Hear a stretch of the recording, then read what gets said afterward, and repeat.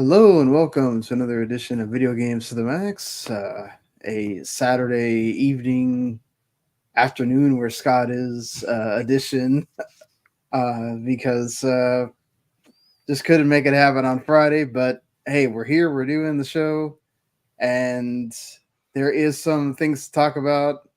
We are going to unfortunately have to speak on the terribly sad passing of one of the absolute legends of anime, manga, and video games. Akira Toriyama passing away at the age of 68. We'll get into all that in a second after I do this intro. We'll talk about more Final Fantasy VII Rebirth. And Scott's been playing some interesting games as well, including one much maligned Skull and Bones. And Marc's been playing some other stuff as well. And we'll get into the news along with that Xbox partner preview. Was it decent? Was it bad? Was it something in between? Maybe all that. So we'll get into many of those things and more right after this.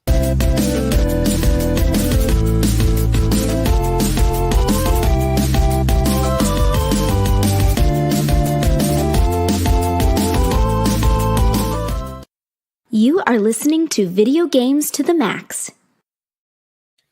All right, so really quickly here, let's get the housekeeping out of the way here. If this is your first time watching or listening, do appreciate you, or whether it's your many a time watching or listening, we appreciate you all the same. Thank you to SithScott for coming on to the show here. You can always check out all of his stuff over at the Outerhaven. Always reviewing something or just writing about something. We'll talk about the games in a little bit here. So go check out the outerhaven.net for all of your video gaming goodness over there.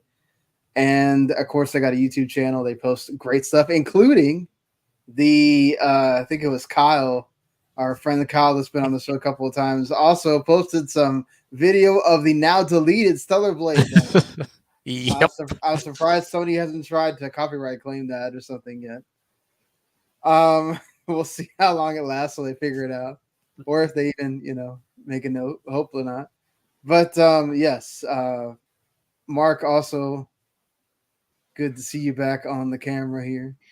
Yep. And well, just to finish this out, make sure you subscribe on YouTube because you can watch us live when we do the show, which is normally Fridays around 12:30, 12:45-ish Eastern, but today it's Saturday. And you can always listen on demand on podcasts wherever you get those.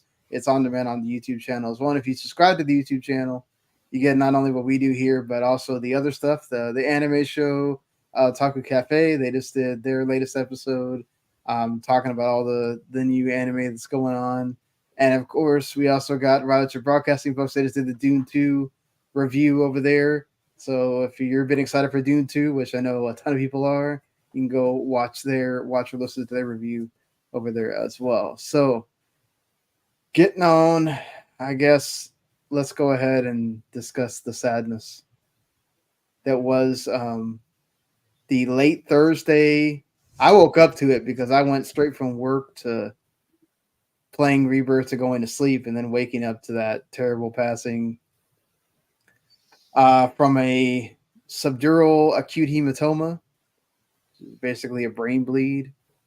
That's really, really, really, really sad thing. Aside from the fact that, this happened, is also he had like a lot of things going on right now, Scott. Like, it feels like everywhere you turn, there's something with Akira Toriyama coming on it. And to the fact that he's not going to see any of that stuff realized just really, really sucks. Any thoughts on the passing, like what he meant to you? Anything inspired by Mr. Toriyama there? So my entire social media presence was based on Dragon Ball Z. I initially didn't really do anything with social media until I started making a Facebook page for a character called Future Gohan. And that is what then eventually led me to making a Twitter. That is what eventually made me make a Tumblr, and basically anything social media that wasn't just Facebook related was due to Future Gohan as a Facebook page. I used to only have myself as Future Gohan everywhere. Wow. So it was very difficult the last 3 days. I learned about the passing, ironically, on another podcast, the NEP. Literally went down as it was almost ended. Uh, And so it was unfortunate, but there was a lot of, I think, sweet memories and just remembering just like the impact that Toriyama has.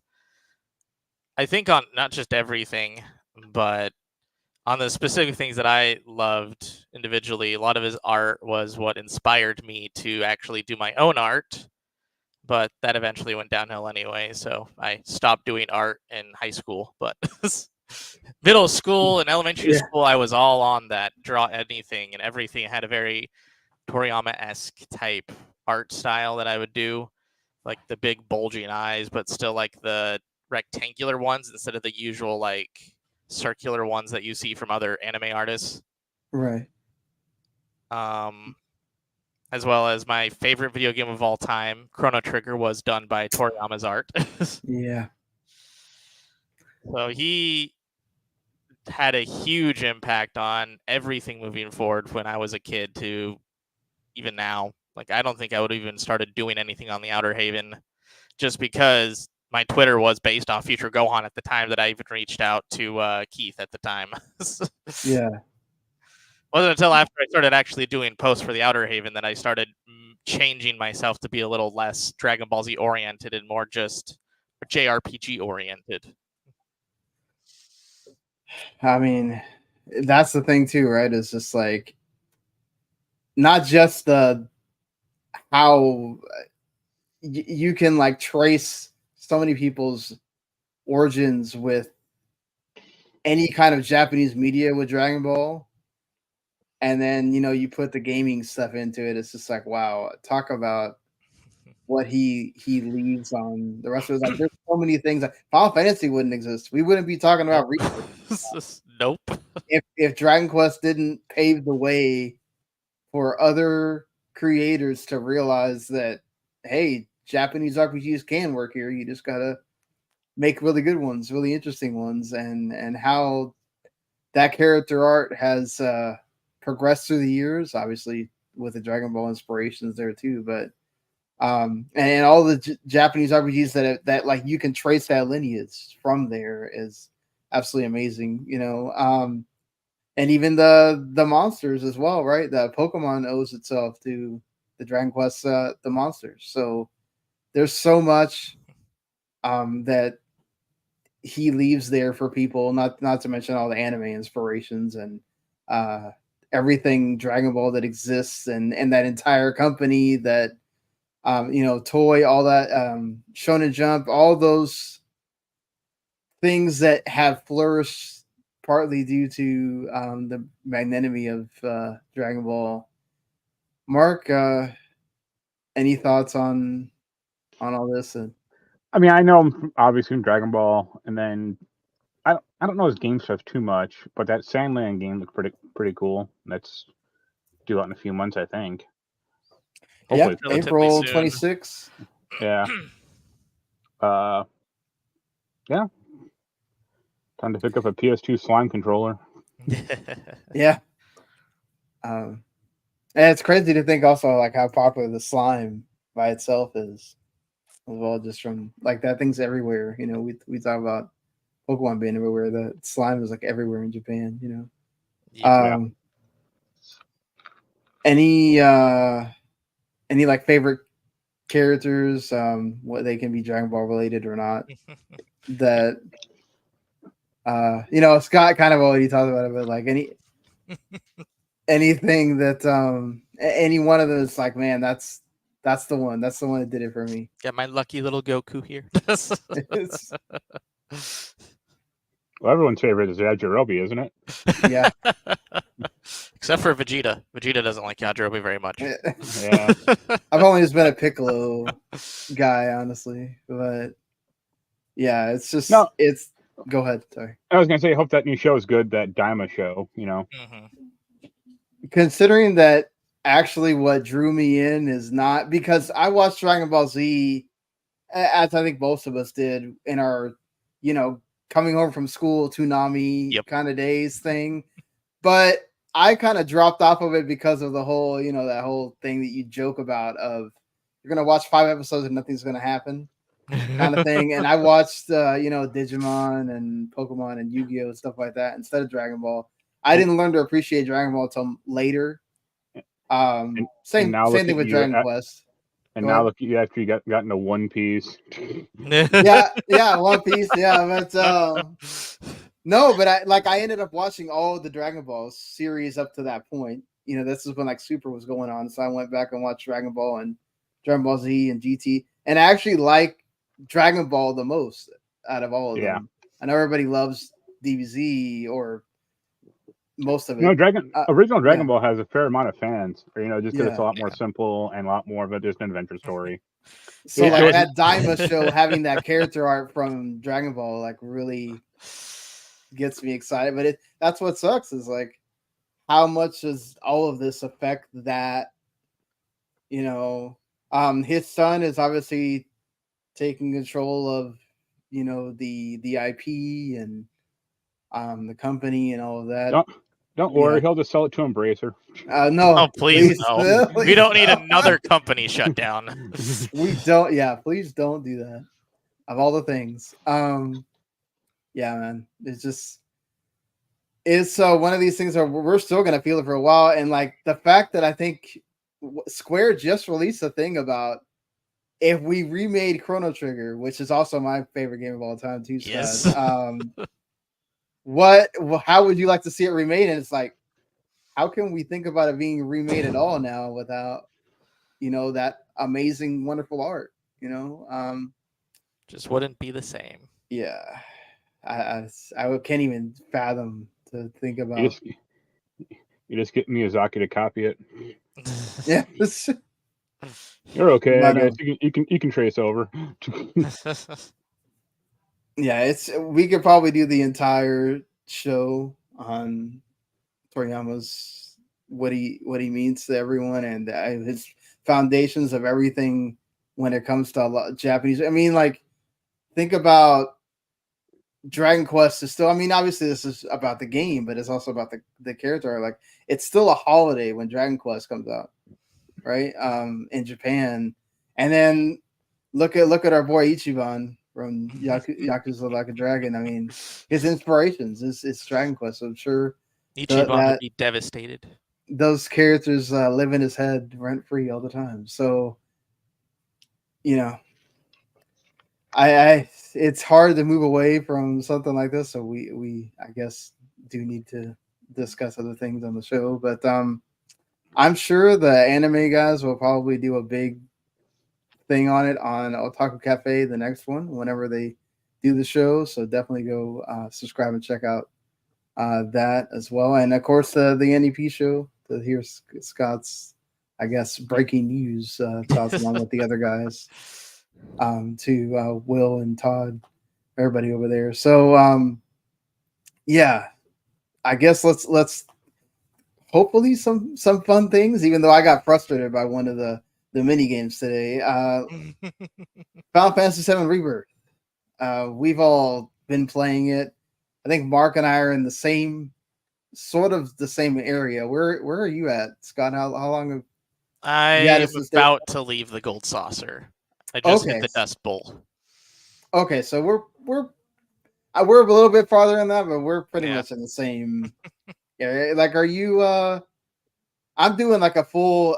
To this point, I've done like all the mini games, all the stuff. Or like, you doing everything, or you kind of? I did most of the mini games, but I didn't want to max them out. Like the last one of the Brawler just threw me through the roof, so I just quit. Yeah, the Moogle just kept kicking my butt. Yeah.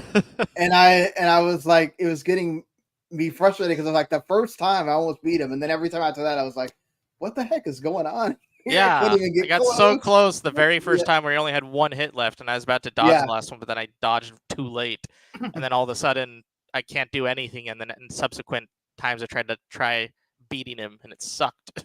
Yeah, same here. I was just like, what the heck, man? I ran into there's one Gungaga's has its ups and downs. Obviously, I don't know if you've seen the whole. Apparently, traversal in Gungaga is not great, I It's haven't really yet. bad. but Oh, great! there's a mini I got game with excited for getting close to Gungaga. there's a mini game where you have to like basically herd chickens, Oh no! and You don't hurt them. You just well, you get So the it's worse chicken than to the follow Mooglets, you then. with the. So you're like, okay, you're going backwards. So basically, you're going backwards as Cloud while you have this thing it's like that you have box to that you're keep. dragging. Yeah, and that you're dragging to get the chicken to follow it, so it will go back to its master. Okay, so it And is worse than the Mooglets. and I'm sitting there going, "Oh my god, what is this? I'm like stuck on this stupid mini game, and it's annoying the crap out of me." I thought I was gonna quit, like I did with the second time you play Rocket League is Red 13, he goes to the soul. Oh, I was like, yeah. I think a lot of the mini games in this thing are actually kind of bad, and it's like you probably should have streamlined this a little, or just not had this crap in it. I don't know that it's sometimes it just feels kind of like unfair. Mhm. Like it's just like, how the heck did I go from being at the end to killing the freaking Moogle to he goes all the way and whoops me. Like what the Yeah. Some of them also kind of just are not like the They're not all at the spaceship same one. level as Queen's Blood. Yeah, exactly. You got Queen's Blood, and then you got some of the other ones here, and then everything. Yeah, Queen's Blood is every time there's a Queen's Blood player, I'm like, okay, I know where I'm going. We have to go save people. Yeah, but there's a Queen's Blood tournament over there. Let me go check that out Exactly. first. Let me go play against this whoever it is, and I love all the crazy over the top antics of most of the Queen's Blood players. Like it's like, you can tell that they really did have a whole year to think about how they were going to do this, because some of the characters that they have on there are just some incredible just NPCs for those moments alone. And also, like, I love the Yu-Gi-Oh vibes of the story. Like dueling dogs. It's just like Millennium Puzzle, or like it's like we're doing Pegasus, Dark World stuff.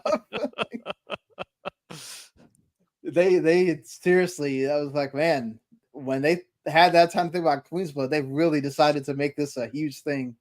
It'd be interesting if they could somehow turn that story into like its own game and like branch off that.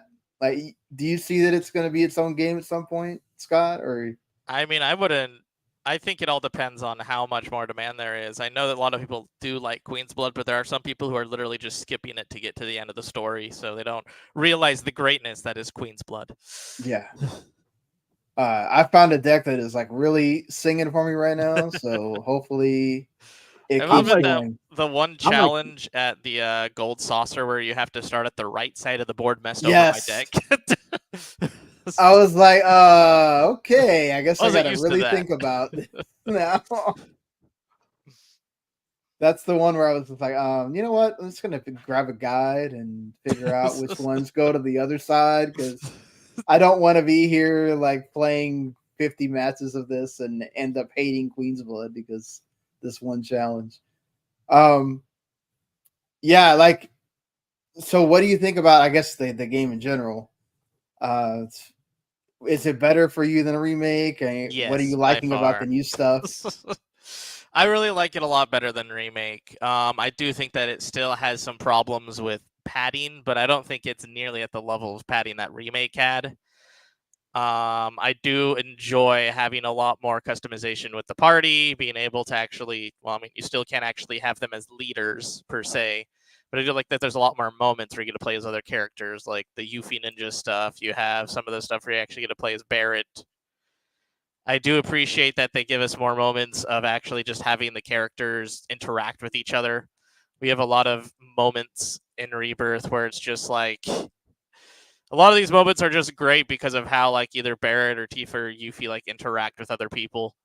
And it's Yeah. great that in the side quest, every side quest has like a focus on having someone else in your party as like the main driving force for you to do it. Which, to be fair, kind of is necessary because Cloud is kind of like the guy who doesn't care about anyone right now, Yeah, except for doing his mission. We must he's fight the deadpan Sephiroth. guy. He has a one-track mind, and that is honestly his biggest problem right now.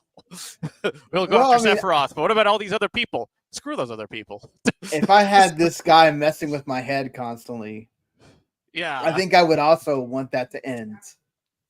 and they do a lot. Yeah. I mean, I think this is definitely a part of where they got to show a lot of their like storytelling vibes like increase with a lot more of the foreshadowing going on with Cloud and Sephiroth, because a lot of the reveals, unless in Final Fantasy VII you go back to them, when you know about the reveals, they make sense. But when you're first starting the game, some of these reveals don't make sense in the beginning. So when you go into Rebirth, they're basically showing you that there's a lot of foreshadowing to what reveals are going to happen. Yeah. Definitely, I feel like you're seeing more of the. Well, you immediately get to see why Sephiroth is, terrible at the beginning, right? It's like, because even it's funny. I love the cut-ins during that story where like Barrett is talking or someone else is talking, and like Barrett's like, I don't really understand why Sephiroth is bad. He seems like such a great guy. He's like and a then stand-up guy.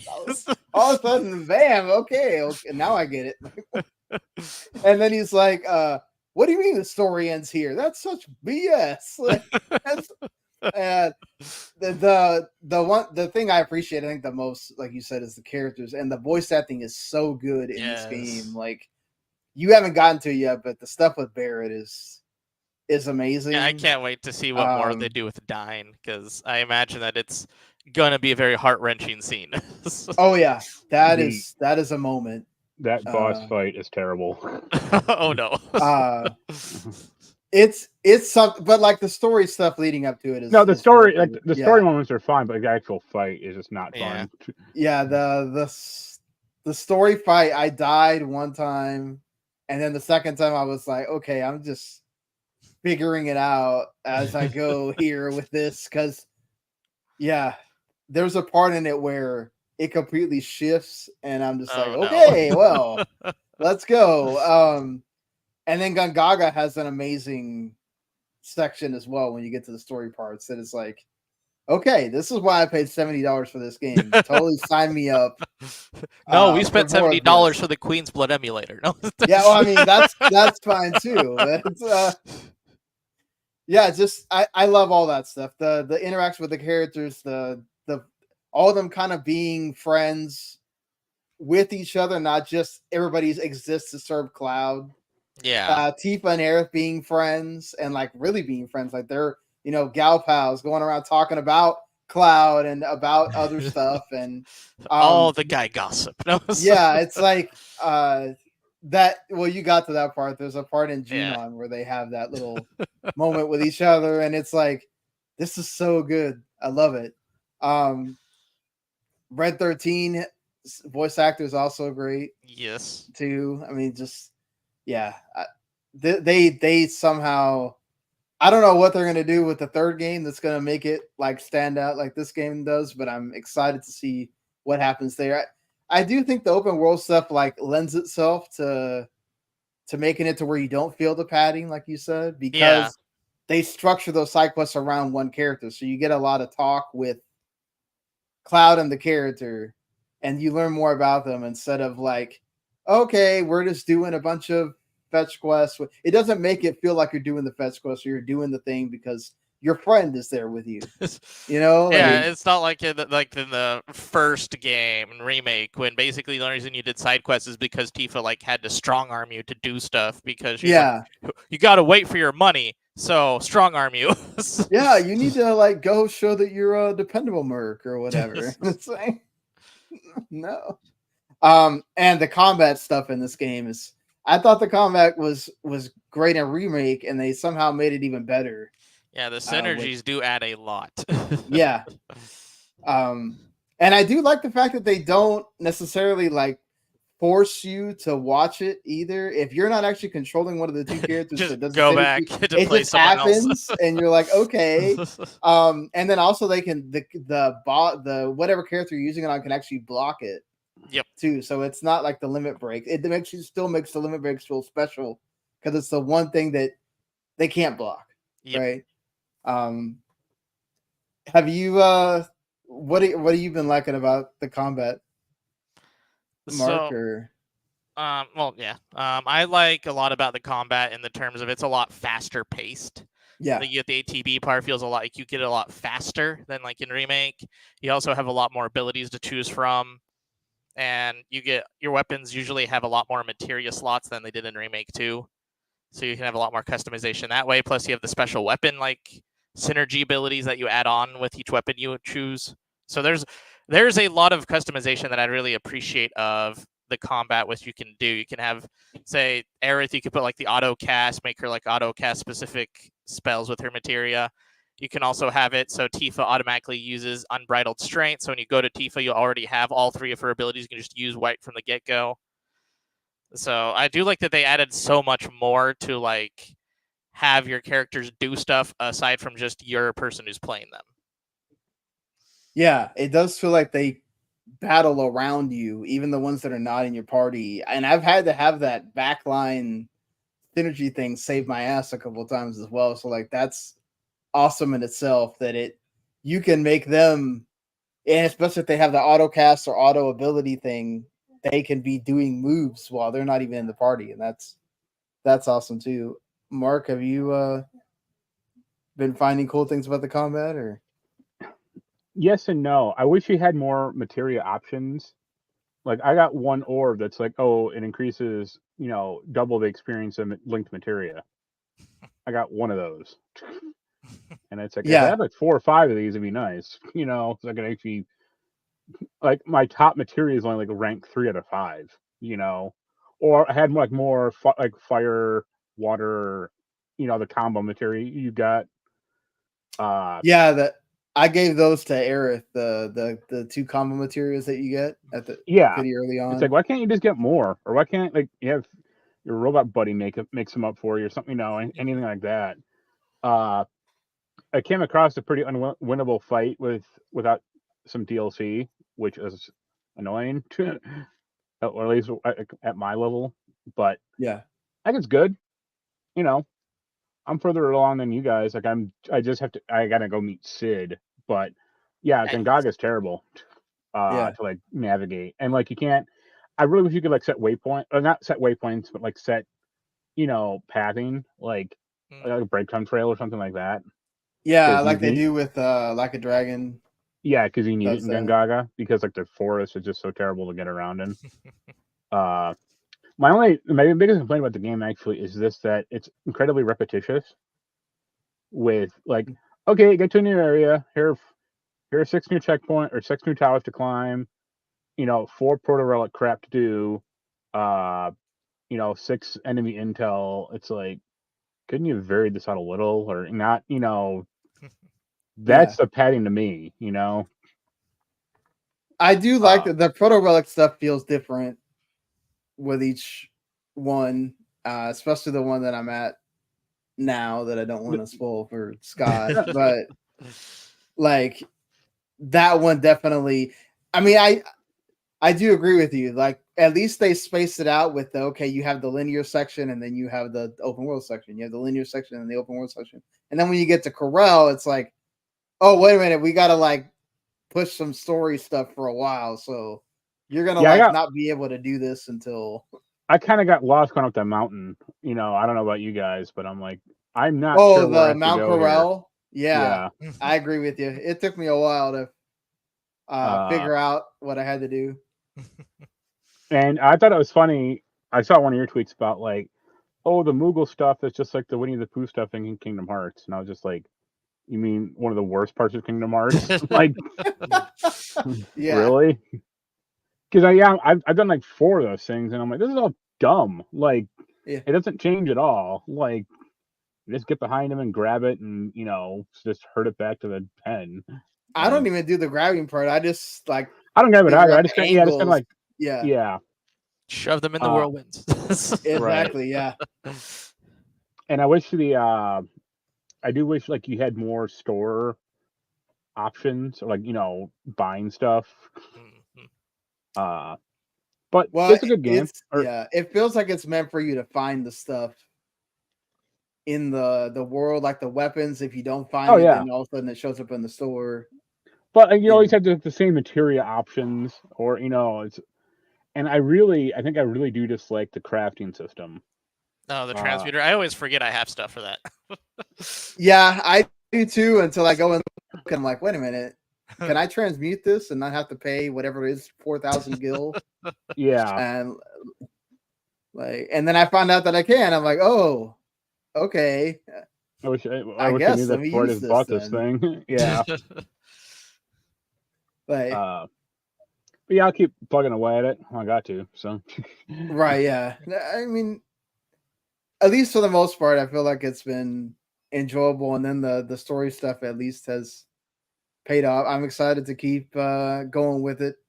Are you trying to like do most of the stuff, Mark, or are you? Yeah, I've done more stuff than you guys. Like I did that battle, like the punch out. Oh, you did the final brawler. Oh, you did. Okay. Well, you can only get three matches in before it's like, okay, come back later. So I did that. I did the bad Star Fox clone. Oh, that Star Fox thing is so bad. Yeah. It's pretty janky. Yeah, it's that was the one that bored me. I was like, okay, I'm not doing this again. Like I redid G-Bike and some of the other ones, like that one is like, yep, I'm good. No thanks. I did the first rank of that, but then I was like, all right, I'm good.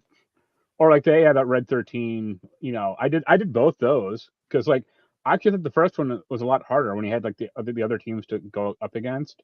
Mm-hmm. Then when you just have to do the objectives on the second time. Yeah, well, the second time my problem was it kept blocking the goal for me every time I was gonna. But yeah, the whole I think the Costa del Sol stuff kind of worked, but like it did drag. Yeah.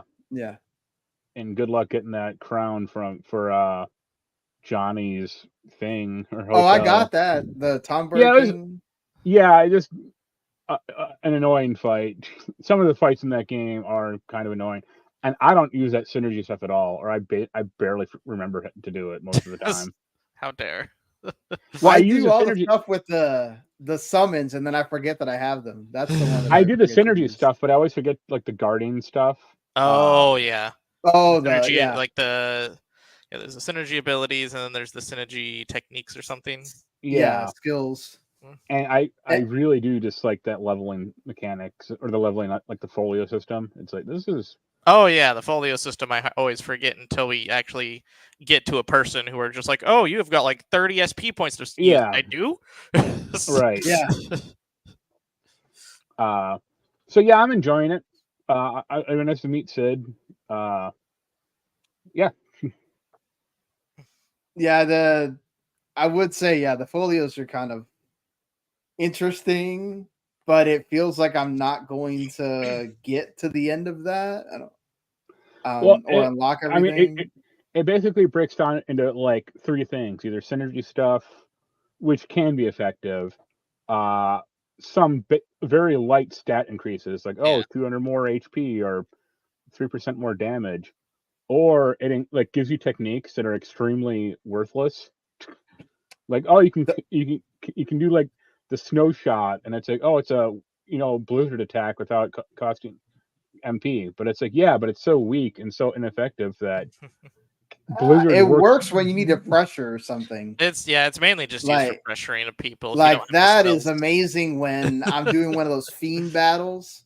Yeah. And I don't have the spell, and I'm like, oh yeah, wait, they know how to do this, and then all of a sudden he's pressured, and I'm like, okay, great, I can just stagger it really quick and get that checkbox and not have to worry about it again. I equipped those combo materia to Cloud, so I always have them, except for like the few times we're not playing as Cloud, and then just swap them and give it to him the other person real quick. But Yeah. so I always have that stuff available. So it's like if I need to cast Blizzard, I can do it. I ran into that issue with Assess to the point where I was just like, okay, I think I'm just going to get a second Assess materia so I don't have to worry about, oh, yeah, crap. I don't have Cloud for this battle simulator thing, and now I can't assess this monster, and I don't know what he's weak to or whatever. I've been doing a lot of the battle simulator stuff too, just because you always get like you free get material out of it for sure. Yeah. But it's like I wish the material you earn from that you could just go. It's like okay, you earned a first strike material, now you can buy it in the store. Yeah. I do agree with the especially the ones that like the Lightning 2 material or something like that, where it's like, oh, I don't have to grind the material. I already have it at Lightning 2, and I can just go from there to be able to buy it or whatnot. That would be nice, for sure. But well, we'll see. I'm sure we will all progress further in this game. I hope to finish it by the next week, or yeah. Yeah, I'm hoping I can finish it this week or like before we do the podcast again. The way I've been playing it. So, Scott, you've been playing some other things here. How's everyone's game of the year? Skull and Bones, yeah. It's definitely not that. I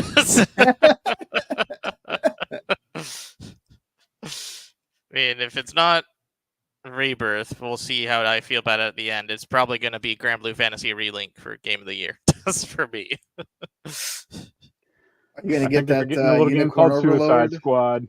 Or Suicide Squad, yeah.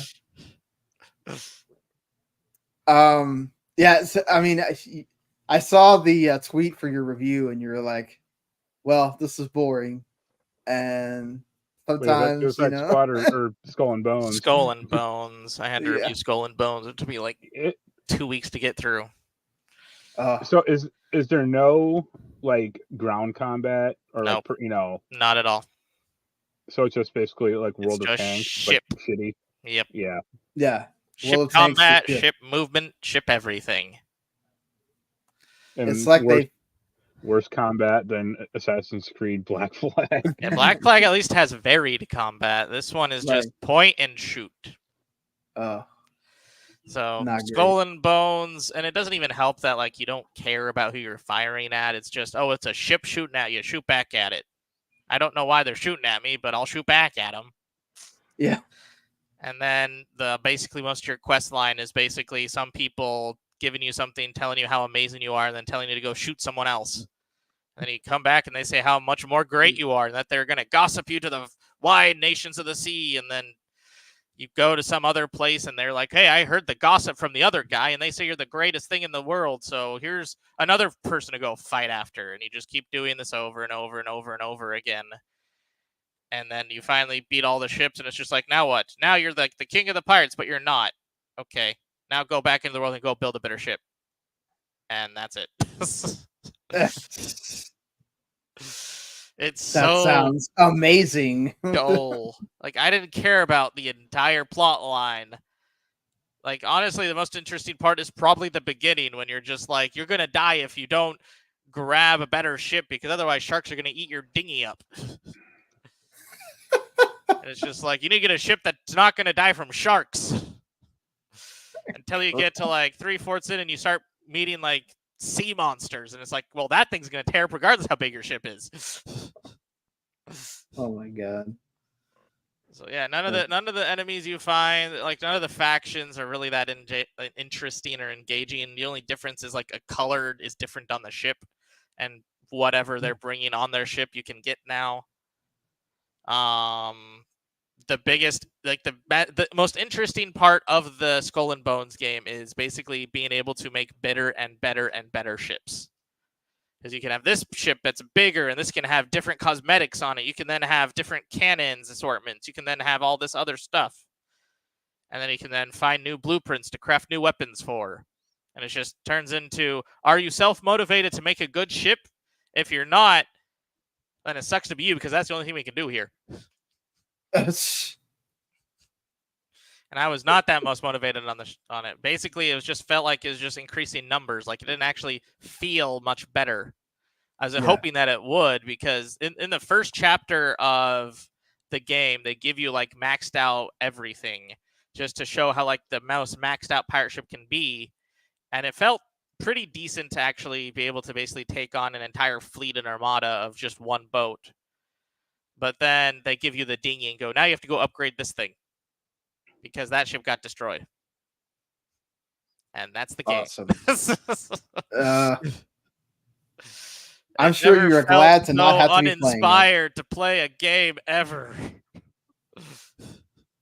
That's Sean, what are they you gonna take call that what? You're gonna take that review code from Adam? Hell no. That will sit there until Adam decides that he's just going to do a giveaway with it, which I was surprised if someone takes at all. That's what it feels Yeah. like a lot of people on Twitter have been doing. They just take the review codes and do it as a giveaway, because if you look at Twitter, there's so many giveaways for Skull and Bones. That I don't know if that's not a great thing for you. Oh. So it's like, we'll give you 4 codes so you can play as a team. 2 people play, the rest of the other 2 get giveaway because nobody else on the team wants to play. Let me tell you about this game called Helldivers 2 that I'm sure a lot of people would rather. I'd rather have 4 codes for that Yeah. to play in a group with this. Oh my gosh. No. So tell me about this with Unicorn Overlord coming out yesterday, basically. A lot of people are into that strategy, tactical mood right now. Tell me about this Zoria.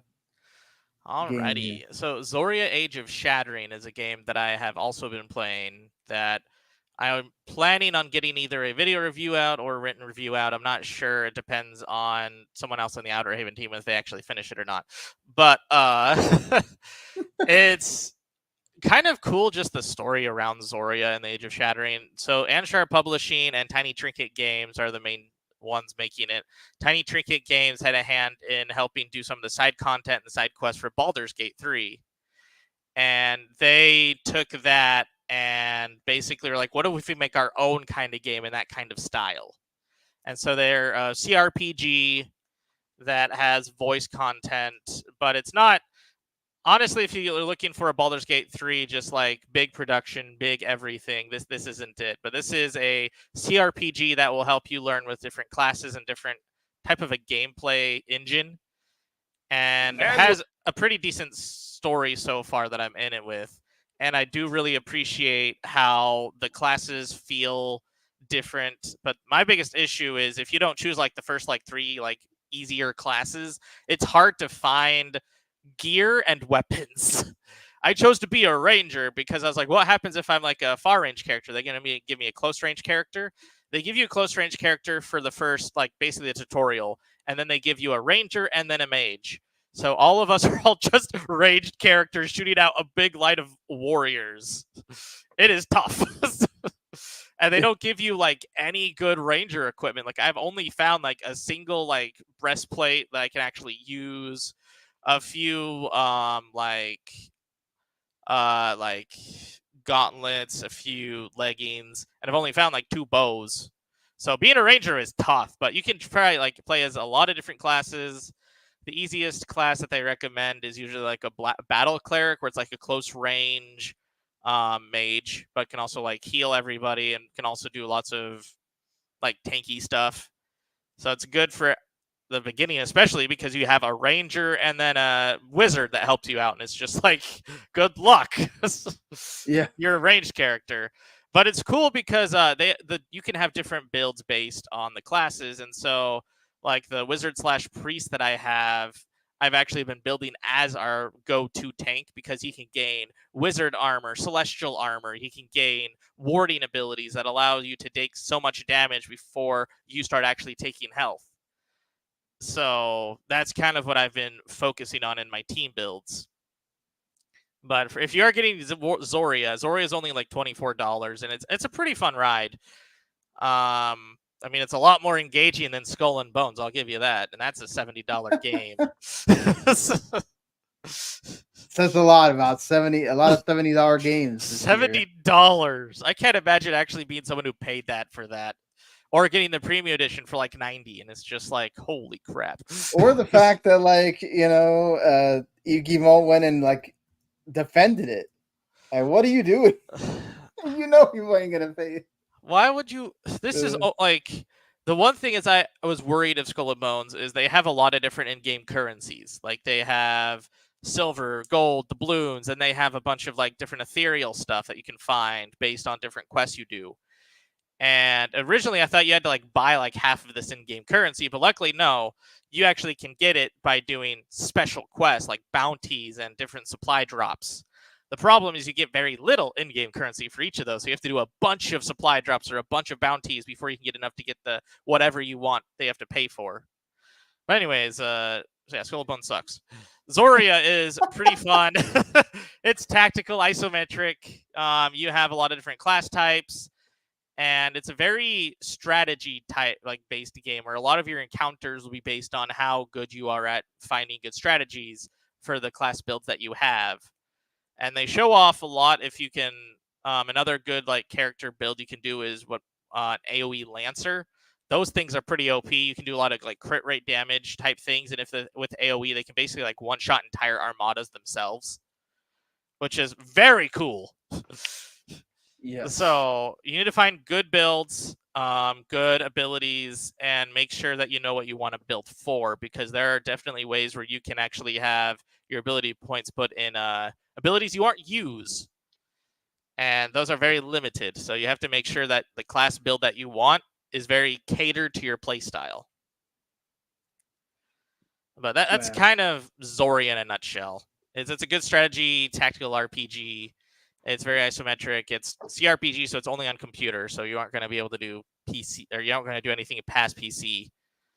It doesn't play all that well on Steam Deck or ROG Ally. It mainly focuses on keyboard and mouse controls. So if you're trying to go handheld on it, good luck. That was going to be my question was, how's the handheld? Because sitting in front of a computer and doing mouse and keyboard, I don't know. I've been playing it on my laptop though, so that's how my on the go's been going. Yeah. Well, that's close enough. Yeah. The forgotten portable, the laptop. Everybody wants a Steam Deck and a ROG Ally now that they forgot. Hey, laptops are portable too. Yeah, they're portable. They're just they require a lot more room. You have to have something to plug it into. Yeah. Anything on this Cave of Lore? Yeah, the Cave of Lore, Caves of Lore. I don't remember if it's Cave of Lore or Caves of Lore. It's an older. Well, it's not an old game, but it's a new game built in an older type CRPG where it's more like a point and clicks movement type thing.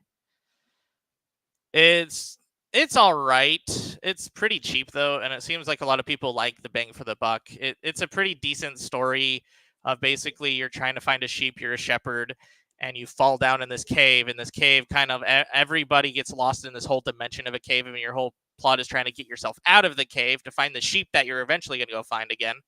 And on the way, you find all these people who also got trapped in the cave and are trying to find a way out. So you kind of like have a lot of people team up to get their way out of the cave, and you learn like the lore of the world. You learn lore of the cave and why it's the way that it is. And it's pretty interesting, but it's definitely not for those who aren't like, I guess, feeling nostalgic vibes for like the old like 90s CRPGs where point and click and you have like the very small pixel movements going on. So it's pretty enjoyable, but it's also not something I'd recommend to people unless that is their type of, I guess, taste and appeal, which a lot of people do like it for that. It's also on mobile devices though, so you can get it on Android or iOS for like $3 or something. So it's not a very expensive game. So if you do figure out you don't like it, it's not going to be like you lost a whole bank or something. It's not like a Skull and Bones purchase. Yeah. Well, hey, you got it for free, so. I did, but it felt like it wasn't. Yeah, it's a lot of work for free there. Yeah. Yeah. Way too much at times. It's excruciating. It's definitely one of those the YouTubers that are getting paid. It's like, well, I definitely earned my pay with this. Yeah, for sure. But yeah, anything else you've been playing there? Or? So every week I've still been playing Grand Blue Fantasy Relink. Still my favorite game of the year. Recommend. So this weekend in particular, I also played more Xenoverse 2, oddly enough.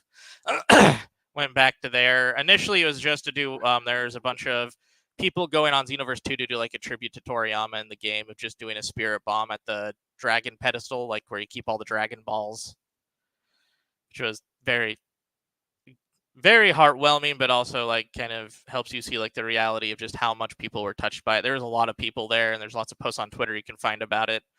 But afterwards, I eventually went to actually do some of the quests that I didn't do, because Xenoverse 2 is a very grindy game.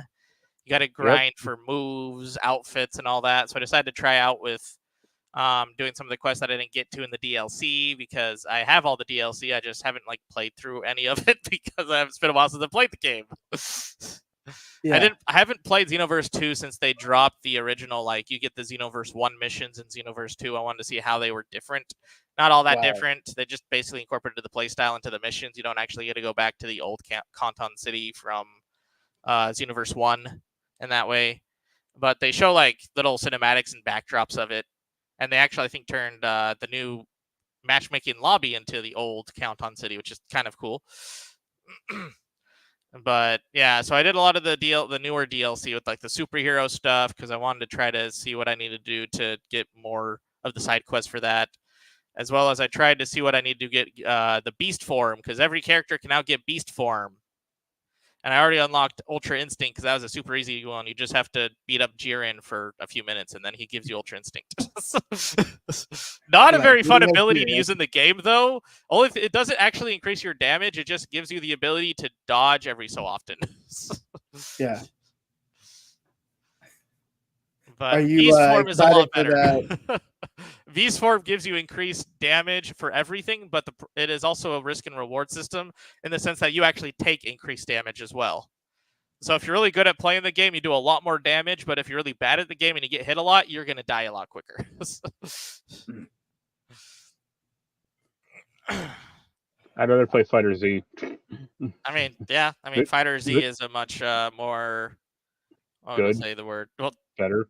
It's a better 2D game, yeah. Are you excited for the new one? Yes, I am much excited for Sparking Zero. Yeah, okay. Yep. I was like, sparking something. I can't. It's not sparking my mind, right? But yeah. That you think it's going to bring back people into playing those type of Dragon Ball games after Fighter Z kind of became the standard for those, or depends on how good Spike can do it. I didn't think about Kakarot, how that was such a slog. I feel like people kind of started turning around on Kakarot, like as we got further away from when it first released, but I don't know. I imagine they probably patched it to like remove some of the garbage in that thing. That probably also helps. I think it also helped with the DLC. Took a lot of the complaints of the main game and made it a whole lot more streamlined. Because I remember originally playing Kakarot, and I liked the game, but there are some issues, especially because like trying to fight enemies in Kakarot was basically useless because you got no experience points from fighting mobs. You'd only get experience points from doing the story stuff. Yeah, doing the boss. Yeah, and some of those boss fights were not fun. Like the first Vegeta fight was just terrible. Yeah, and you had to actually get used to, and it was hard to get used to playing the game because trying to fight on mobs wasn't nearly the same as fighting like a big boss. Yeah. All right. Well, anybody else want to, or anything else y'all have been playing you want to discuss really quick? Or I bought Harvest Moon. Nice. The SNES Harvest Moon. I played that a lot on emulator. And then I bought the GBA version. It's only The SNES one was only $250. Holy jeez. Ouch. I guess you got a good deal. Like it goes for $350 usually, or not, if not more. Really? Wow. And it's funny because Jens was bugging me. He's like, "Why do you want to get that one? Like, why didn't you get the newer one? Or why didn't you get the current one?" And it's like I want the simplicity of like the first one, and I want to just try it. And it's also a lot less anime, so they couldn't do that. They try to do like relationships and stuff in that one, right? Yeah, yeah. That's like where it all came from. Like it's like I already got Stardew Valley. Like I just want to see something a little more simple, you know. Back in the day where it wasn't all about the fantasy life. That they, keep making over and over now. I've only been playing really Rebirth, so can't talk about anything else. But moving on from that, there was some news this week. Some of it continues to be not great, including Deviation Games shutting down. Sony did their layoffs last week, and then here we are, another studio of theirs that hadn't made a game until the one they were developing is shut down before their game can even come out. Man, things are not great. I mean, if we like Scott, I mean, I don't know I know you probably talked about it with the latest spec mode, but any thoughts on those Sony layoffs and I guess what this means to have like another one of their studios closing? I mean, I think it sucks. I hate when like studios get closed and like they don't actually move the employees anywhere. I mean, I understand that we are in the moment where people are starting to realize they put way too much money into things they don't need to put as much money into. But the fact that employees are always the first ones to go is also very sad. Yeah. Mark, any? I mean, it's a shame that people lost jobs, but this is such like a nebulous studio. Like it's not like some story developer like Volition or whoever. So who knows what the project they were working on was really. Could have been some iToy game for all we know. Wasn't it something like they were trying to do multiplayer with that before they built a live service? Yeah, I think is a multiplayer because the Deviation Games was created by I think the Call of Duty people, like the older Call of Duty people. Mm-hmm. So they wanted to like have another Call of Duty for a Sony Call of Duty type game. Yeah. It sucks to see this, honestly, and we talked about some studios escaping last week, and then it feels like we are again with this. Speaking of not able to escape either, Yuzu could not escape Nintendo's clutches. I think we all kind of saw this was going to happen, but I don't think we were going to see it happen like immediately. It felt like they didn't even let this thing go beyond a week before they were like, "Yep, $2.4 million settlement. We're just going to shut it down." Moving on. I mean, Scott, like, is this a huge loss for emulation? Like, do you think this has? There's already a Game Boy emulator that shut it down today because of family reasons, and they shut down a 3DS emulator as well. Like, yeah, well, that was related to Yuzu. That was because of some of the people who were on the team of Yuzu were also on the team of Citra, and that whole thing was mixed together with the lawsuit, which, I mean, Nintendo is ruthless. Yeah. They always are when it comes to their IPs and copyrights and everything. And I think it sucks for Yuzu and those who are like banking on having more stuff with Yuzu. And as much as it is sad to see, it is not going to be the loss of the Switch emulator. If anything, it's just going to add more emulators to the mix. We're not going to have a single big one to go. Because, I mean, basically the main two are Yuzu and Raijinx. And Yuzu was like always the top head. Like if you got like Emu Deck, or if you got one of those like one press install and you'd have all this emulation stuff, Yuzu was always the number one for Switch. So without Yuzu, it's going to be hard to find the next number one, but it most likely is going to be Ryujinx or one of the many Yuzu spin-offs we're going to get. Right. Because the source code of Yuzu is still out in the wild, even if the Yeah, they code can't, like, itself for Yuzu. Yeah. Yeah, they can't put that genie back in the bottle. So Yeah. Yeah, just you got to learn not to sit there and just put that out there for the world to go and get early copies of games. Yeah. You know, like Well, I mean, don't put illegal copies on your Discord server. Please don't. Yeah. yeah.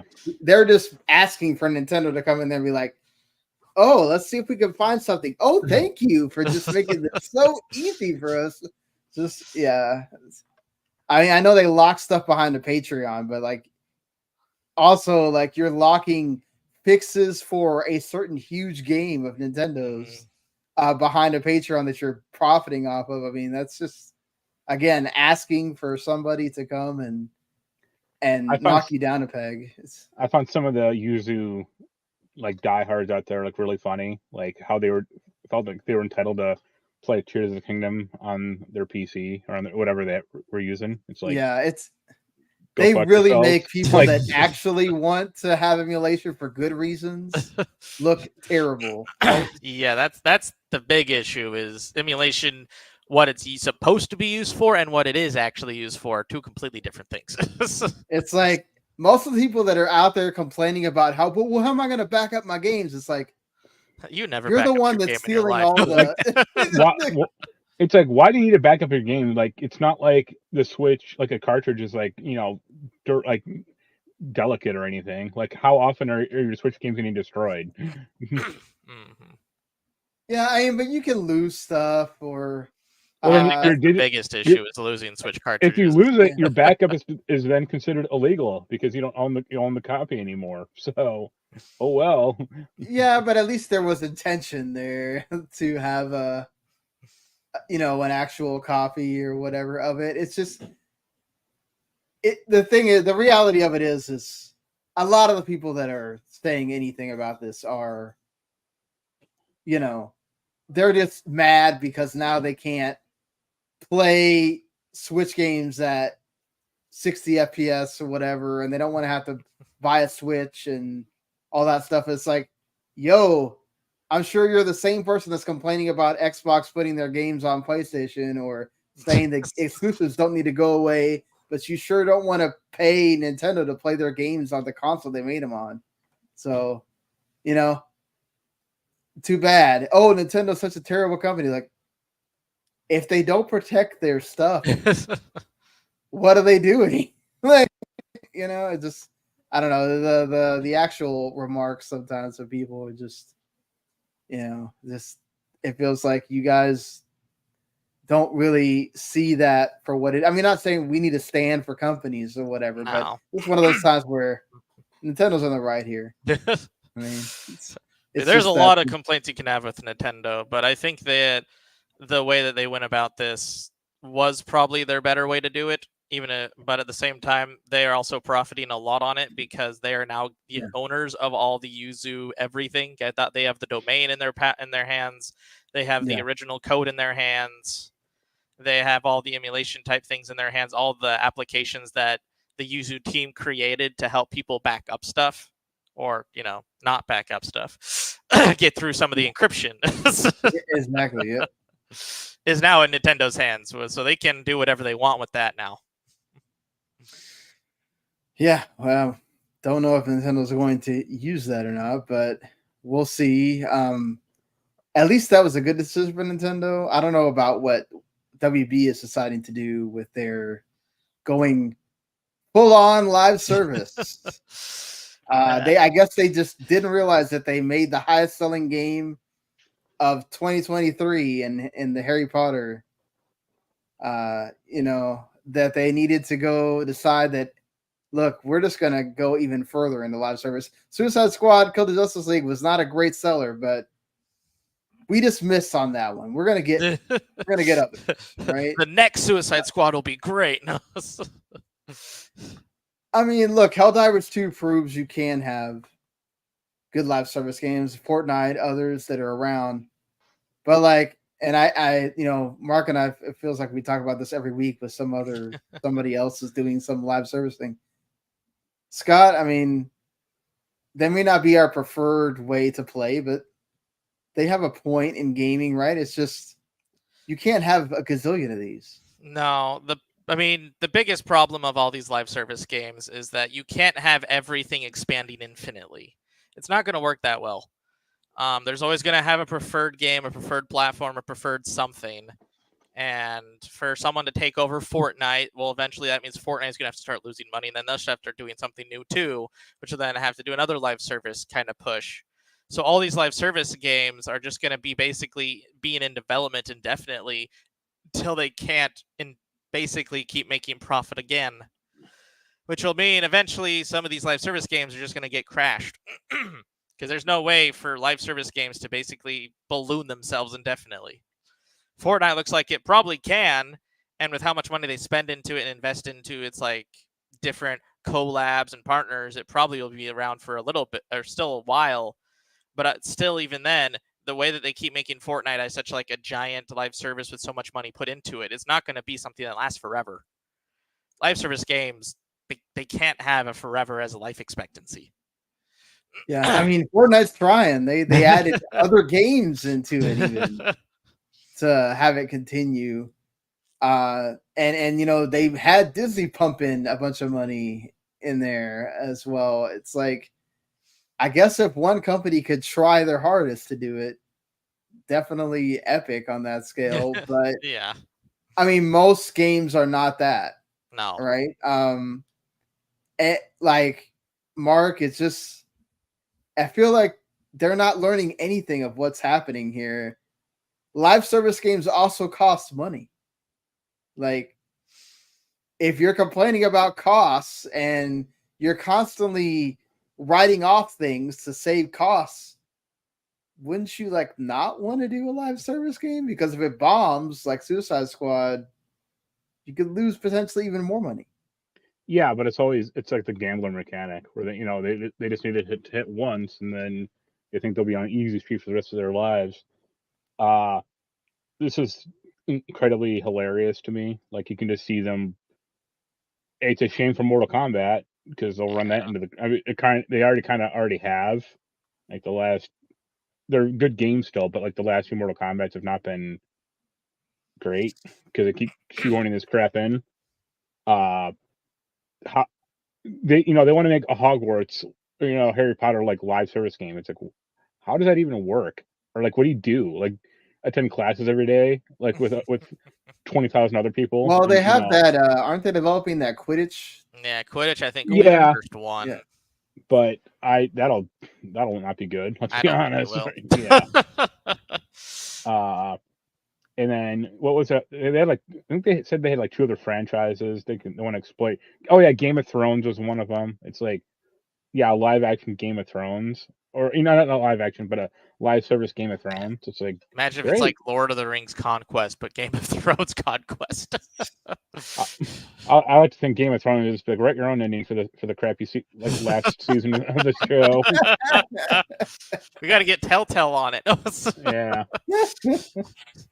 So, yeah, it's like what Voss said in Far Cry 3. Like, the definition of insanity is doing the same thing over and over. Yeah, and it's like, okay, well, you're there, so good luck. And when your 9th, DC DC live service game bombs, just like Infinity Crisis and everything else you've ever touched with DC, like. And you close down Rocksteady probably within 6 months. That'll be a shame, but I'll be sad. Yeah. Ironically, their best live service game is still probably DC Universe Online, and that had nothing to do with this live service push. Exactly. Yeah, that was around before that. That was way before their push. Yeah. Well, that was like before like live service became like a codified concept. Like, MMOs have been around for a while, but it's not. You never heard like WoW going like, oh, this is our live service model. It's like, no, this is just the MMO model that you like or you don't like. So here you go. That was really Destiny when they tried to be like, we're not an MMO, but we're gonna do everything that MMOs do. Just call us something else, please. And yeah, I mean, that's what we're at, right? Everybody wanted to chase that dragon until But it's now becoming what it is. it's like the MMO landscape, or like how the Dota 2 landscape, or the what is Dota 2? What would they like? The MOBA. MOBA. Yeah, MOBA. Yeah, I was gonna go tower defense, but it's not quite that. But it's people that's chasing a trend, and it's like, okay, for every like 1 or 2 hits there are 30 to 40 different carcasses in its wake. So good luck. Yeah, it's like that's why you really only have like League of Legends, Dota 2, and like a few others existing. I mean, hell, the Blizzard one couldn't survive. Yeah, And I mean, the and I same like thing. Heroes of the Storm. The same thing with the hero shooter. Like, Blizzard kind of started that trend to an extent, but look where they are now. It's Overwatch 2. Yeah, Well, Overwatch 2 sucks. That was a bad misstep for them. Yeah. On that. Maybe when Overwatch 3 comes out, I'll be like, all right. I don't know if I trust the current Blizzard teams, but that's just because of how much gutted they are now. Yeah, right. Don't worry. Marcus have to fix it all. No, they won't. Yeah. Not the way they're doing it. Yeah, that's gonna be. Well, yeah, I already shut down a game and whatever else was going on. I mean, at least they're letting Toys for Bob, free. Yeah. Yeah. Likely. I'm happy about that. We'll see. Yeah. I guess we're already on the Microsoft. Thank you, Mark. What did you guys think of this Xbox partner preview that they had on? Was it Wednesday? No, I think it was Wednesday. Yeah. Yeah, the 6th. I thought it was boring as shit. Honestly, like there was a few interesting ones, but the Persona, the Persona thing was cool, just for me personally. And that Alters game looked kind of cool. Yeah, but that was about it. Like, I guess, was it Snowfall 2 or Frostpunk? The Frostpunk. Yeah, Frostpunk. Yeah, that looked okay. I won't play it, or if I do, I won't like it. But so, all right, sure. I think you didn't like the first one, right? No. Yeah. Right. Yeah. The thing was, I felt like it started out really strong with the first 3 games, and then it kind of just went whoop. Because then it went into Roblox territory, and then nobody cared. Like, oh, God. This is what Matt Booty was talking about. We're gonna really promote the fact that you can play Roblox on this machine, and it's like, why? It's like, look, I like Chucky as much as the next person, but like, I don't. We're promoting what is that, a mod in Roblox as a big deal to put on our partner preview. I don't know. It's funny how Roblox is considered a kid-friendly platform, and I was like, oh, here, play with Chucky. He's a nice kid-friendly mascot for everyone. Yeah, I don't understand at all what Roblox tries to do anymore. Besides whatever it is working for them. Yeah. Besides me, that's definitely where my daughter got her love of horror, because the first time she was ever playing like a survival horror game was in Roblox. The first time she's playing, like, as she's wanting to watch like Chucky and some other things, is because she saw something Roblox. I was like, well, I guess they're doing something for the horror genre here in this thing. But yeah, it's the Alters looks cool. Sleight of Hand looked really interesting, as well. The Unknown 9. I'm glad that more Final Fantasy 14 that's coming out pretty quickly here for Xbox on the March 21st. So got an interesting little.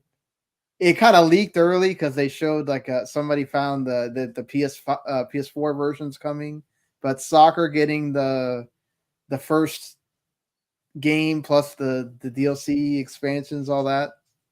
That's cool, considering the second one's coming pretty soon. So then you have stuff like Monster Jam Showdown, and I'm like, why are we showing this? I actually laughed at that because I was just like, this is like, did you time travel to 1999? Yeah. What the fuck is going on? Like Motor Cars Madness returns, like. Yeah, we just had to go back to. I still don't really get this Capcom game that Xbox keeps showing.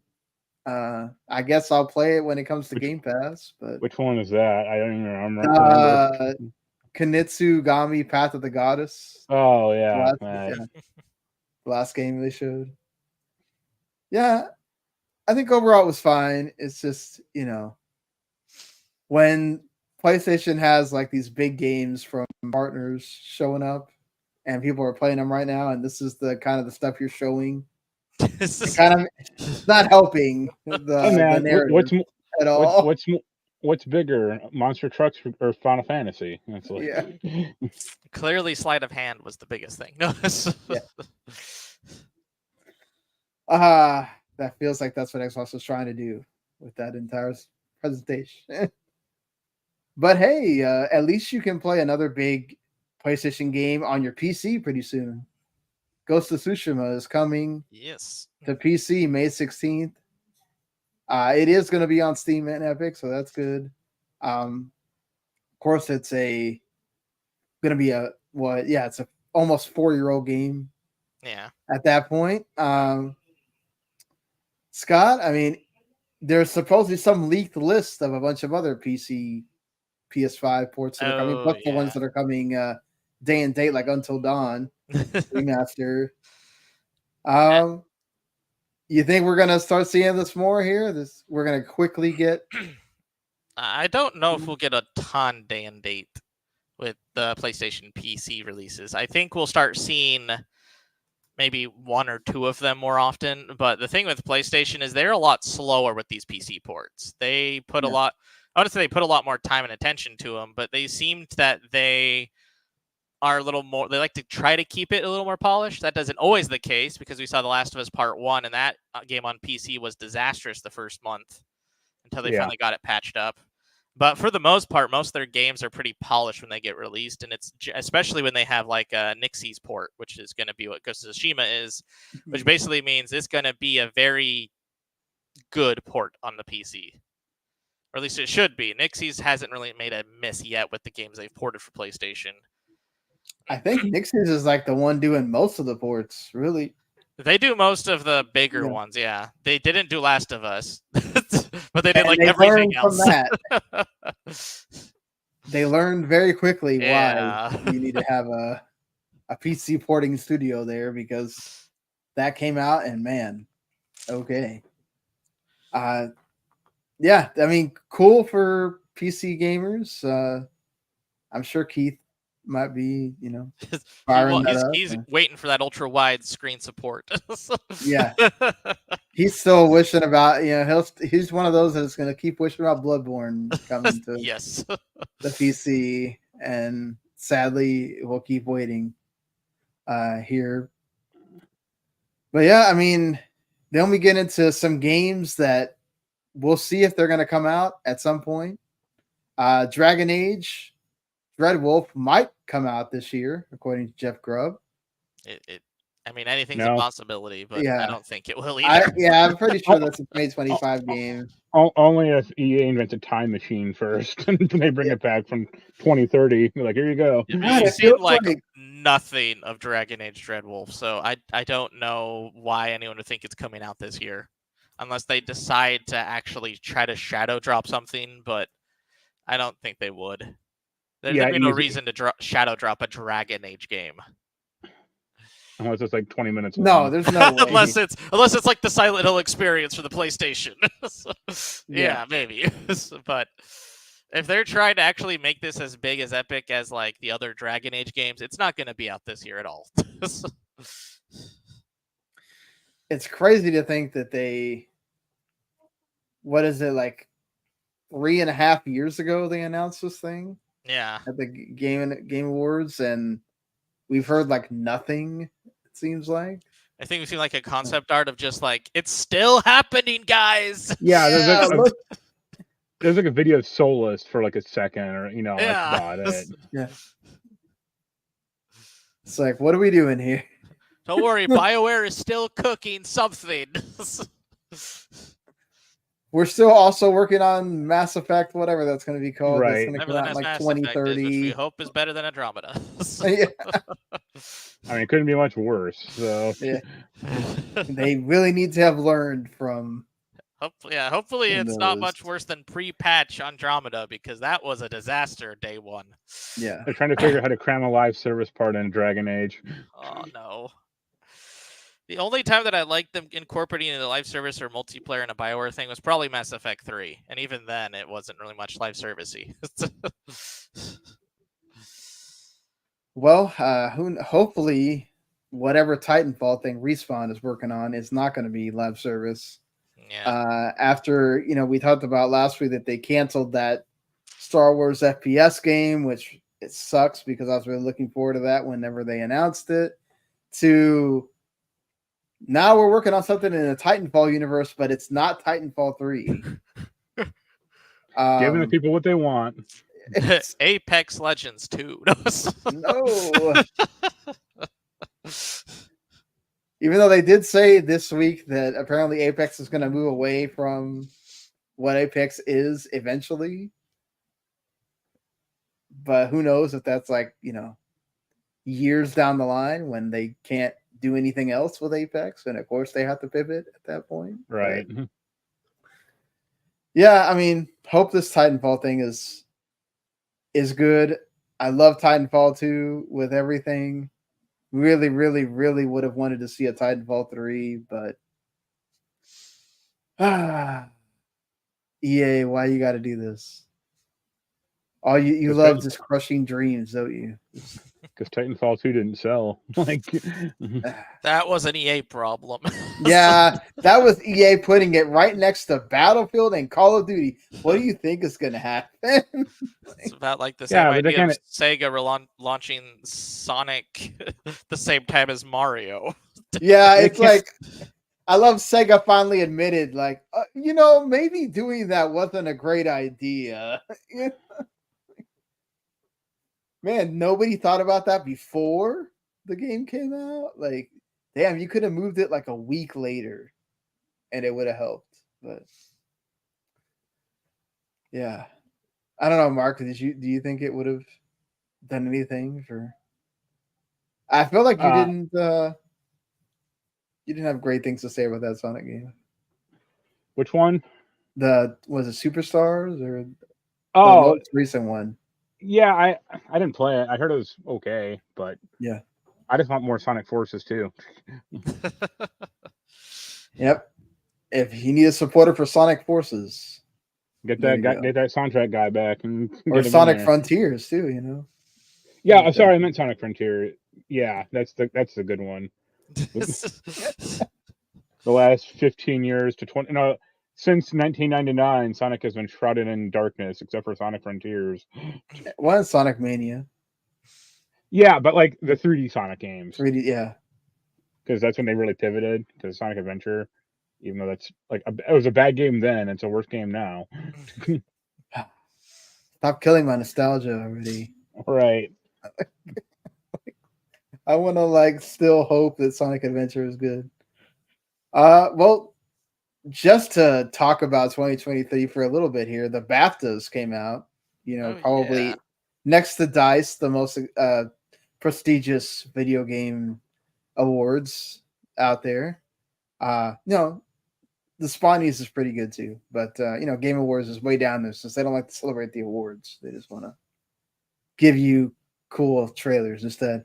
The best, so y'all better be watching this. If you're gonna complain about the Game Awards not showing awards, go check this out, and maybe Jeff Keighley will show more awards. I don't know, but hey, if you didn't know, Baldur's Gate 3 was pretty great, and that's up for game.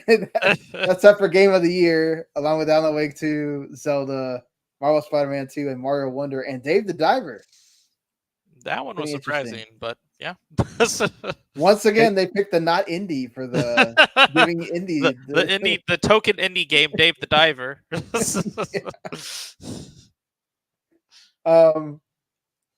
And crazy that Ben Starr is not up for performer in a leading role. Yeah, there's robbery going on here. What is happening? They picked 3 people from Baldur's Gate 3. For Baldur's Gate 3, Cameron Monaghan for Jedi Survivor, and Yuri Lowenthal for Spider-Man 2. What is this, Scott? What are they doing here? Not choosing. They don't recognize greatness of Ben Starr. That's all. Yeah. At least Rob Innocent got it for Sid. I am happy that Amelia Taylor actually got some kudos because she's been, I think, probably has the most voice acting in Baldur's Gate 3. It'll be really funny if Sam Lake wins it for best supporting role. That would be hilarious. Yeah. The non-actor when the non-actor that wrote the thing, that created the thing, that if he wins, it's because of the dance number. Just know. Yeah, exactly. That's why. And then narrative. You got Alan Wake 2, Baldur's Gate 3, Dredge. They did have actually an interesting narrative. Yep. Tears of the Kingdom, Jedi Survivor, and Final Fantasy 16. Finally getting some. Even though I don't know, like I really love 16, but some parts of the narrative. You mean the Game of Thrones parts? As long as we're not counting the side quests, then until the end, then we're good. I am excited for that Leviathan DLC. Yes. Which Yoshi P did announce that it's not going to change the ending. You're just going to learn a lot more about the world, and the Leviathan boss fight is supposed to be really cool, apparently. Can they beat the Final Fantasy 15 Leviathan boss fight? I mean, that was the best part of Final Fantasy 15. Talk about spectacle. Go back to that battle right there. All right. I mean, anything else y'all want to mention before we get out of here? Watch the Fallout trailer. Oh yeah. No, I have not watched the most recent one yet. It's good. It's pretty. Yeah, I'm more optimistic for it than I was for Halo. Season 2 is apparently really good. I still need to catch up. It's interesting for sure. That's a positive.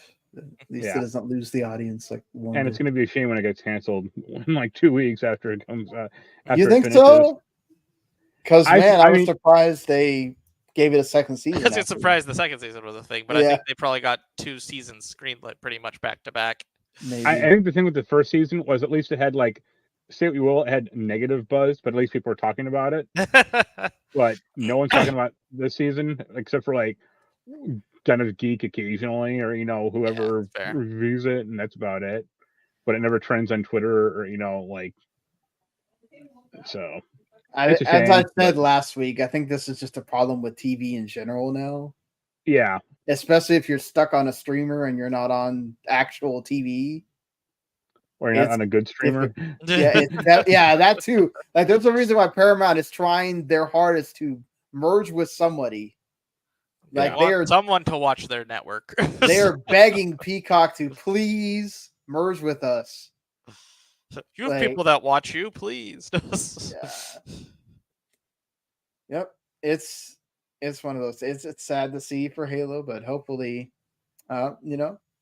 maybe the Fallout show will do its thing for Amazon and be another one of those big hits.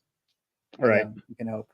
I like that first trailer, so I imagine the second one's even better. Yeah, it shows more of the story and more of the characters. So it also shows a lot of the personality of what I'm assuming the series is going to be like, which is also pretty good.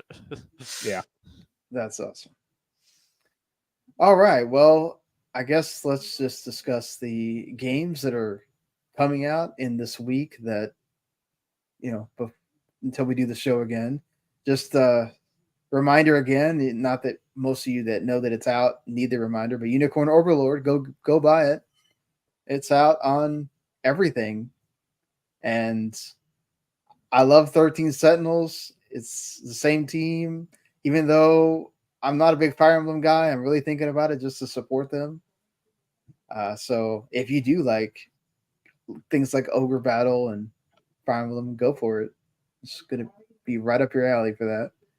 Are you looking into that at all, Mark? Or no, I don't like 13 Sentinels at all. Well, you didn't like them, but this is like a strategy RPG. So this is Wasn't that 13 Sentinels also? Like, No. Well, 13 Sentinels was like a Sentinels was more visual novel with than anything. They had some yeah, battles, but it wasn't really the point Right. of the game. yeah. This is definitely the point of the game. The thing with Vanillaware is all their games have very different gameplay. So it's hard to really judge one game based on another game with their kind of backlog. Right. So this is another unique take that they're going to do on tactical RPGs, which I'm excited, but I've got so much of my backlog I probably won't get to it this week. right. We still got Final Fantasy VII to play. So Yeah, definitely. We all have that thing going for sure. The Contra Operation Galuga, I guess that's how you say that, comes out on the 12th. That's out on everything. It's really overpriced for what it is. And but I've heard pretty mixed things about it. So yeah. But I guess go for it if that is your thing. I saw a lot of people pick up the demo that it really hit the nostalgia for them. So, maybe Konami trading on nostalgia, the hell you say? Yeah. Cybertrash Statics comes out on the 13th. That looks interesting. That's out on everything. Lamasoft, the Jeff Minter story. That's another one of those interactive documentaries like the making of Karateka was last year.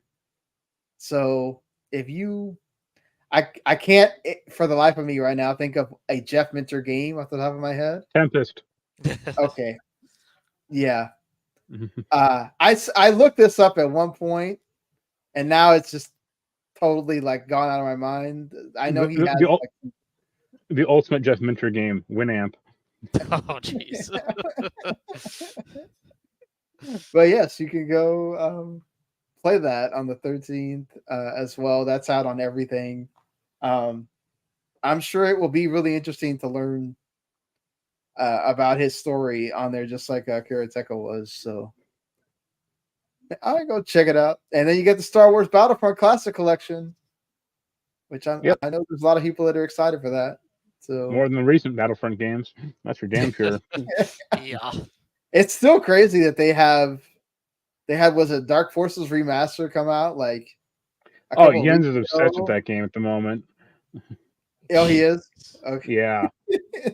And then they have this. So it's like they are really hitting on that Star Wars nostalgia right now. Well, they also just put a bunch of EA games on Steam. Yes. Like old ass, I saw a post of like an indie developer. He was like, "Yep, somebody just took me off the top 10 of Steam because EA just threw down 10 of their old ass games on there." Like, it's like I kind of feel for the guy, but it's also like he would have been out the Steam leaderboards tomorrow anyway. So yeah, given probably. how much crap releases on Steam, so and hey, let's get the saboteur back on it. So I'm happy about that. If you did want to know what some of them are, the game that got me into strategy games, Command and Conquer, the Ultimate Collection is one of them. SimCity 3000 Unlimited, the Dungeon Keeper games, and the Saboteur, which I actually checked out at the 1E3 I ever went to. Yeah, that's what. Now I feel I want to get that one. It's actually a pretty decent game, to be honest, but it's like one of those that kind of got lost to time because they only made one of them. Right, and then they closed on pandemic. Yes, exactly. Speaking of old games, Rainbow Moon finally coming to Switch. I feel like that was out on Switch a while ago, but it is now going to be out on Switch. So go for it, people. And MLB The Show, that's going to be on Game Pass, and of course the other things. Speaking of old games, hey, it's the new one. Even though I'm sure you're doing a lot of the same of the new. It's the same one for the past 10 years. Randy, I'm sure will be buying it like he always does, or whatever. So that's his big sports game that he plays every year. But yeah, lots of good, decent, good to great stuff coming. So go check it out. Before we get into the glut that is next week or the week after that, with 3 huge games coming out the same day and some other games as well. So I still don't understand why Rise of the Ronin and Dragon's Dogma 2 have to come out both on the same day, but whatever, folks. It is what it is. So we're all trying to I'll try to rush out before the 31st of March to get it into the. Yeah, the it's a first financial quarter, so that's why. Mhm. But all right, Scott, anything you got coming up review wise or writing wise you want to? I'm thinking that I'll probably do a tribute piece to Akira Toriyama, and probably the Zoria piece will be going up this week. So those are the main two that's in my head right now. Yeah, definitely go check it out. I saw your pal. We've had him on the show before too. Get Silius's Splendid remake Yep. on PC. You can go watch his playthrough there. Seriously, every time I'm around something that he does, he makes me laugh. So you should definitely go check it out for that. And also, he gives great analysis on things. Y'all have these cool videos y'all do. What reacting to trailers or giving your top games of the month Yep. for RPGs, all that's both informative and fun. Y'all should go check that out and all the other stuff that they do on the YouTube channel. Of course, Spec Mode that Scott is on every week, and the Nintendo podcasts as well that Scott is on every week as well. So, I talked to yeah. a Nintendo guy like Tuesday. That was fun. How did that work? Yeah, it was Johnny V. Yeah. Oh, how's he doing now that he's what is he like working for a studio still or No, he's working for Nintendo. That's what I meant. Okay. All yeah, right. he handles like third party at Nintendo. So Third party. Okay. He didn't give you no dropping any secret info, huh? Well, I told him he did say he goes to Nintendo or goes to Japan every like 3 months. Jens was all excited for that because like, oh my god, like the food would be great. My response was, "Yo, open up that secret closet to have with the Nintendo PlayStations, in it and grab me one." Yeah. Right. Because I'm sure they got that shit somewhere like locked down there. I'm sure it's in some kind of thing where it's like this is never to be opened again. Right, it's like the vault, like a Fallout vault that just filled with Nintendo crap. But all right, thank you, Scott, for being on this week. Appreciate you, sir. Check out all the stuff over there, Outerhaven. Mark, I'm sure we'll have that review of Rebirth at some point, not this week, but next week. And we'll see how long the rest of the chapters are. Yeah, we'll see. And yeah, hopefully there's not as many like Gungagas around with what's left. Right. But yeah, until then, we'll definitely be talking more Rebirth next week and everything else. See you later, everybody. Later. See ya.